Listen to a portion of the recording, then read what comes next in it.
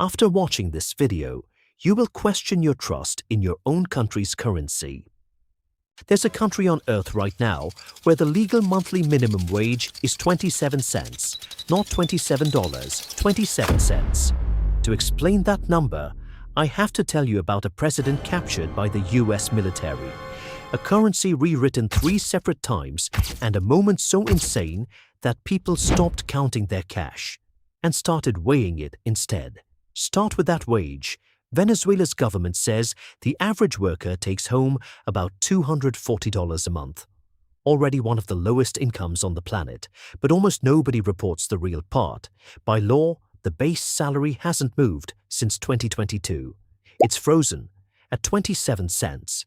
The other $239.73 isn't a raise. It's a patch, emergency bonuses stacked on top, month after month, that count toward nothing.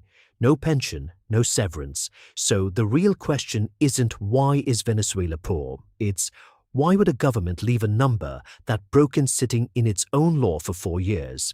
To answer that, we go back to where the currency actually broke. One trick: when a government needs money it doesn't have, it prints more.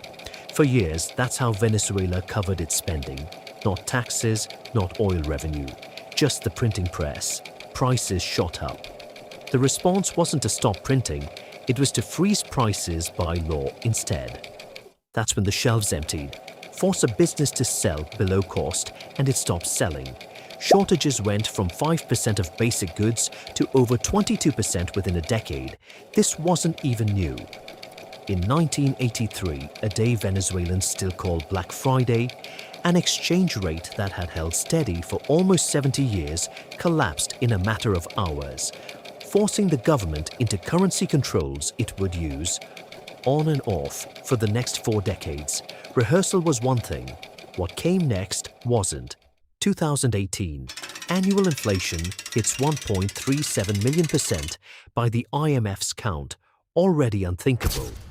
Economists warned 2019 could go even further, 10 million%. Not a typo, 10 million. It never quite got there. But by the time it stopped, cash had gotten so worthless so fast that shopkeepers stopped counting it. They weighed it on scales instead, faster than counting the zeros. An entire country's money, sorted like scrap metal. So what do you do when your own currency turns into that? You don't wait for a fix. You just stop using it. Nobody voted for this. Nobody legislated it. Millions of ordinary Venezuelans just started pricing everything: rent, groceries, salaries, street food. In US dollars instead. No campaign, no permission. Just millions of people independently deciding the same thing. Stop trusting your own currency with anything that matters. And it worked partly. As dollars quietly took over daily life, the insane monthly spikes of 2018 and 2019 started to cool. The government tried its own fix from the other direction.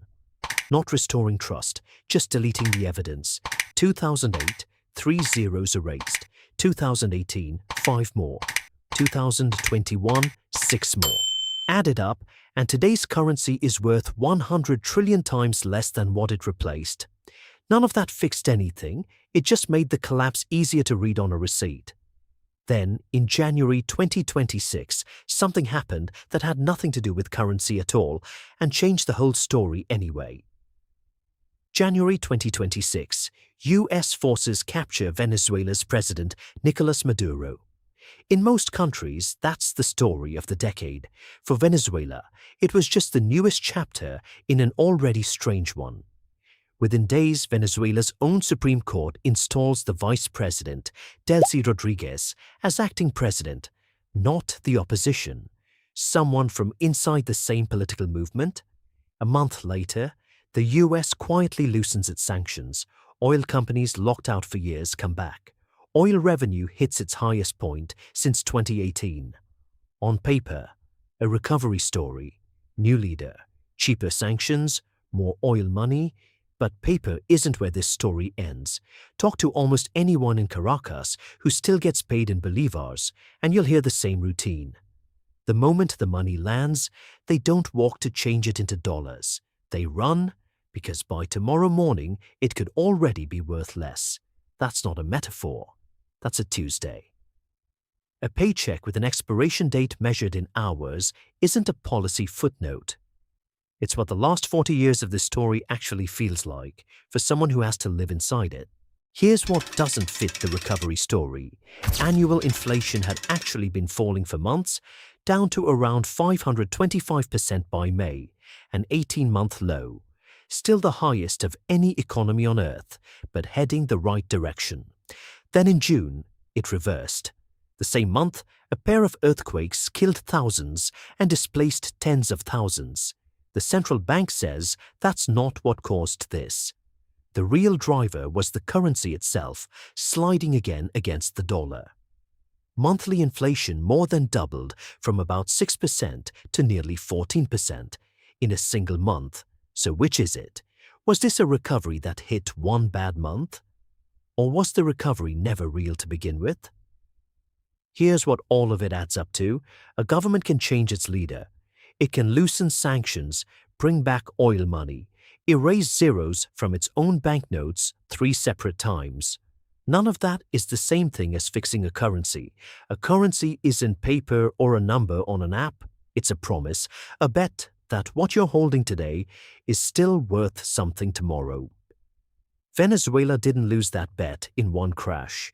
It broke it slowly, on purpose, over and over, until an entire population quietly stopped making the bet at all. No vote required, no permission asked. They just switched to someone else's money. And it leaves one question that has nothing to do with Venezuela specifically. If trust in money can break this completely, in a country most people can point to on a map, what does it take to break it somewhere you'd never expect? Because somewhere right now, someone is being paid a legal minimum wage of 27 cents a month. And the system isn't broken, it's working exactly as designed.